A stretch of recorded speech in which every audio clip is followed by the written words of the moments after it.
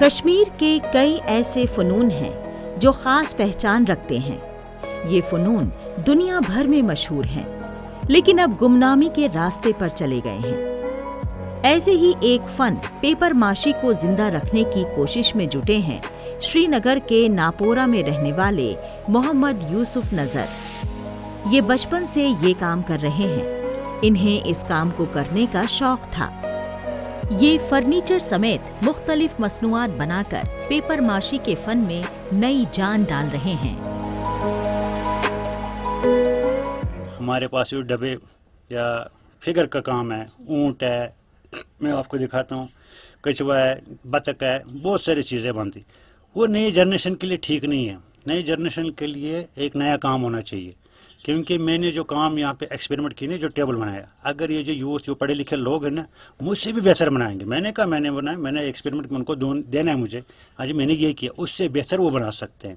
وہ سیکھنے زیادہ سے زیادہ 1 ماہ سیکھنے میں لگے گا، بعد میں یہ کم سے کم 30-40 ہزار 50 ہزار بند ہر اسٹوڈنٹ کما سکتا ہے۔ اس میں زیادہ ٹائم نہیں لگے گا اس سیکھنے میں۔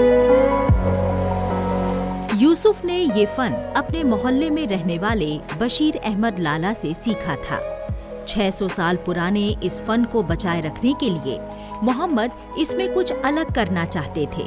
اس میں اب تک ڈبے، قلم دان، مرغا، بلی، اونٹ، ہاتھی، خرگوش، کچھوا، بطخ اور جولری باکس جیسے آئٹمز بنتے آئے تھے۔ انہوں نے نیا قدم اٹھاتے ہوئے کاغذ کے کچرے سے ایک ٹیبل بنایا ہے جو مضبوط اور ٹکاؤ ہے۔ ان کے کام کو حکومت نے بھی سراہا ہے۔ پہلی دفعہ میں نے جب ٹیبل بنایا تو میں نے گورنمنٹ کو دکھایا، ان کو بڑا پسند آ گیا، وہ فوری طور پہ وہ لے گئے۔ تو میں نے کہا آپ اس پہ ایکسپیریمنٹ کریں، آپ اس کے اوپر وزن ڈالیں، آپ اس کو پھینکیں، آپ اس کو کچھ بھی نہیں ہوگا۔ اس میں ثابت کر کے دکھاؤں گا، میں فرنیچر بھی جتنا بھی نہیں، فرنیچر جتنا میں لکڑ کا ہی بنتا ہے۔ میں نے کہا اس کو میں پیپر میں بناؤں گا، اس فرنیچر کو، چاہے بیڈ ہو، ٹیبل ہو، کوئی بھی چھوٹا موٹا جو فرنیچر میں بنتے ہیں نا لکڑ کے، وہ میں اس پیپر میں بنانا چاہتا ہوں۔ کیونکہ پیپر ویسے ہی گورنمنٹ کے پاس بہت سارا پڑا ہوا ہے، وہ تو یا تو جلا لیتے ہیں یا تو فیمس جلا لیتے ہیں، وہ اس میں تو اور خراب ہی ہو جاتے، وہ ماحولیات پولوشن، اس سے بھی پولوشن ہوتے ہیں۔ ہم چاہتے ہیں اگر گورنمنٹ کے پاس پیپر اتنا پڑا ہے، اس کو جلائیں نا، اس کو کسی کام پہ لگائیں۔ اسی لیے میں نے اس کام کے لیے ہم اس پہ بیڈ بنائیں گے، ٹیبل بنائیں گے، جتنا بھی جو مرضی ہے ہم اس پہ بنا سکتے ہیں۔ یہ پلاسٹک یہ بھی آہستہ آہستہ ختم ہمیں کرنا ہے۔ محمد یوسف نذر کا ایک بیٹا BSc کر رہا ہے اور ایک انجینئرنگ کر کے ان کے ساتھ اس کام میں لگا ہوا ہے۔ کشمیر جتنا خوبصورت ہے اتنے ہی خوبصورت وہاں کے فن ہیں۔ کشمیریوں کے ہاتھ سے بنے سامان دنیا بھر میں مشہور ہیں، لیکن وقت کے ساتھ ساتھ کشمیر کے کئی روایتی فن کھو سے گئے ہیں۔ پیپر ماشی ٹیکنیک بھی اسی فن کا ایک حصہ ہے۔ یہ گورنمنٹ تک ہی ہے، اگر وہ انوائرمنٹ بچانا چاہتے ہیں پھر اس کے اوپر وہ کام کر سکتے ہیں، کیونکہ اس میں اگر کیا مدد کر سکتے ہیں۔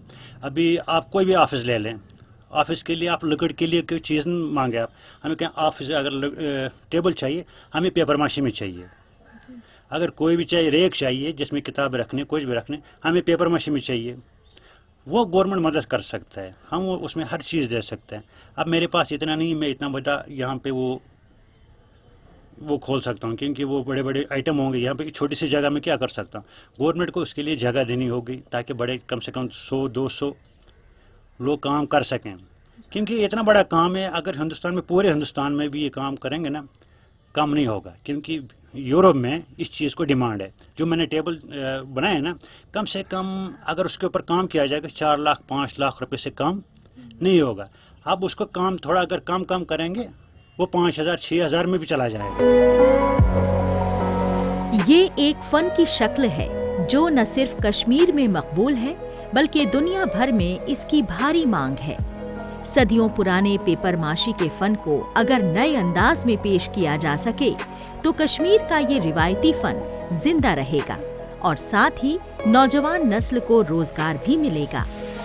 پیپر ماشی جیسے کئی فنون کو محمد یوسف نذر جیسے فنکار پھر سے زندہ کرنے کی کوشش میں جٹے ہیں۔